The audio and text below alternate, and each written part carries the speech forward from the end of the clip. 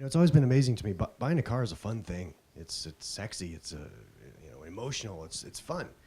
Why in the world are there still dealers out there that make it painful? And so it's great to see that Gen Y might be big enough, wealthy enough, strong enough to actually make some changes on that our generations have not been able to do. So next up, we'll now hear from Carnegie Mellon University, represented by Ben Garbor and Yash Shah. CMU researched the vehicle features most important to Gen Y consumers. They will also benchmark Gen Y's desired vehicle attributes against desires of Gen X, and the baby boomer generation. Please welcome the team from Carnegie Mellon.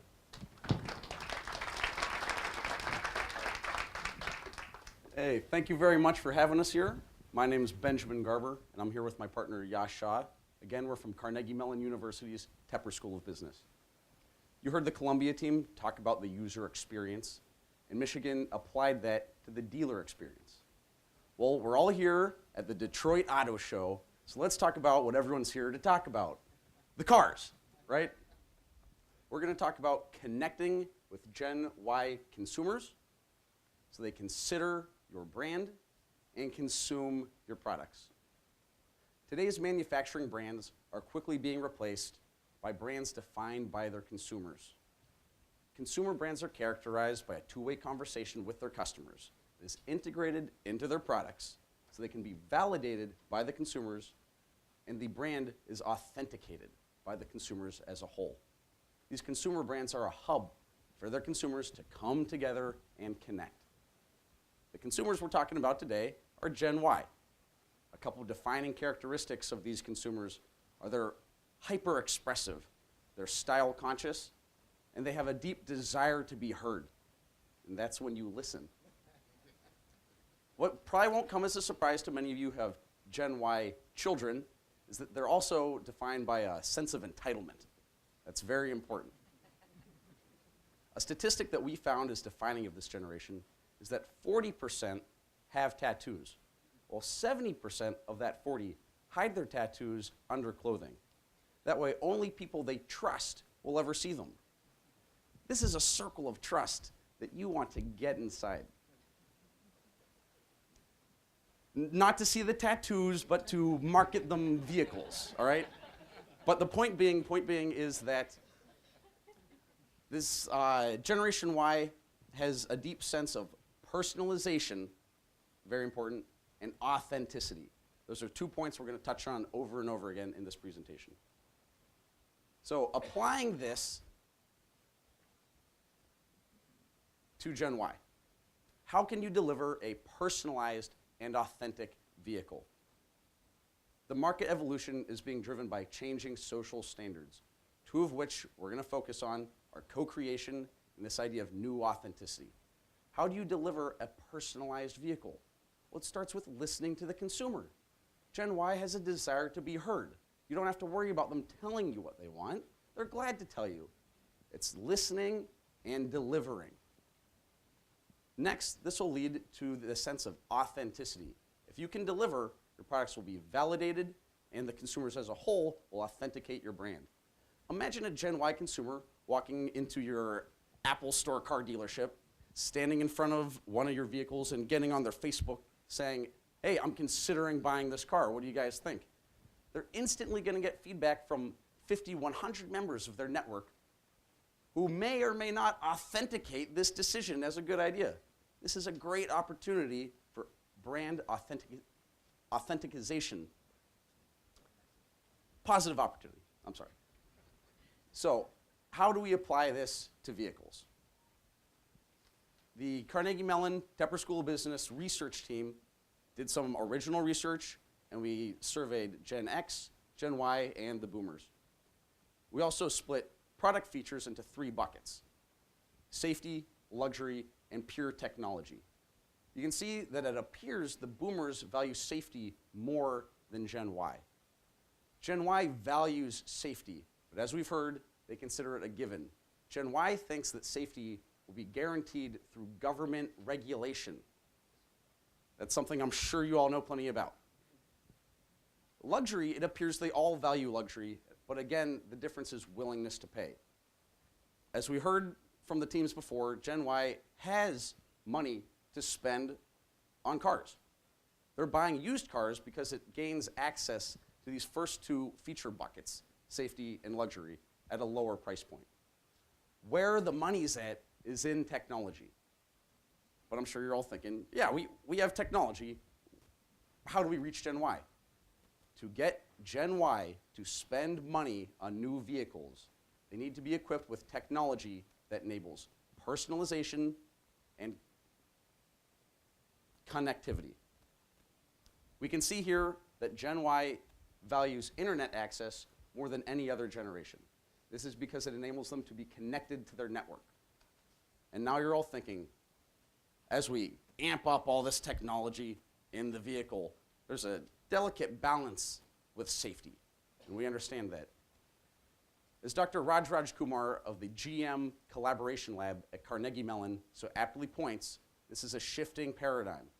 Right now, regulators view texting as a distraction to driving, while the consumer views driving as a distraction to texting. This is indicative of this paradigm shift. My partner Yash is going to talk to you about strategy for delivering this and implementation. Thanks, Ben. In order to get the Gen Y consumer to really look at your vehicle and want to purchase it, we believe that you're going to have to change their driver and vehicle relationship that they're seeing. Today, they look at a vehicle and they see it as an isolated mode of transportation. They really want it to be connected, as Ben said. They look at vehicle ownership and they feel that it's a burden on them. They have to maintain it, they're sitting in traffic all the time, and then they have to find a parking spot. We believe that you can, once again, make it an empowering feeling. When they look at using a vehicle to get from point A to point B, it's tolerable. It gets you there. But really, with personalization, you can make it desirable to use a vehicle once again. This gets us to what we believe the next generation car needs to be. It needs to be a connected node, it needs to be convenient, and it needs to be able to be personalized through customization. As Dr. Marinelli of Carnegie Mellon's world-renowned Entertainment Technology Center said, you sit in a car and you feel like you're wasting time. That trend needs to be reversed. A vehicle needs to once again become enjoyable, and it needs to become productive. So how do you go ahead and create an enjoyable and productive vehicle? You have to become a seamlessly integrated part of a Gen Y consumer's network. When a Gen Y consumer is at home or at their office, they're constantly online. They're texting their friends, they're on Facebook, they're sending emails back and forth. They're also personalizing their spaces. They're decorating their walls, they're bringing in personalized items to put on their desks to decorate their offices, and they're personalizing their computers and smartphones. The next generation vehicle has to incorporate both of these. And Gen Y consumer has to be able to personalize the vehicle so the vehicle becomes part of them, and it has to be online so they can be productive. When it's online, it brings you to other sets of competition. You got online trains and buses. You also got online shops and restaurants. The vehicle has an advantage over both of these. Over shops and restaurants, it's mobile. People can use it while they're getting from point A to point B. They don't have to stop at a specific location to get online and be productive. Over trains and buses, it can be personalized. A Gen Y consumer can make the vehicle their own. So, how do you create this mobile, personalized network node that a Gen Y consumer wants? We give you our 3E strategy of personalization, or self-extension. The first E is external.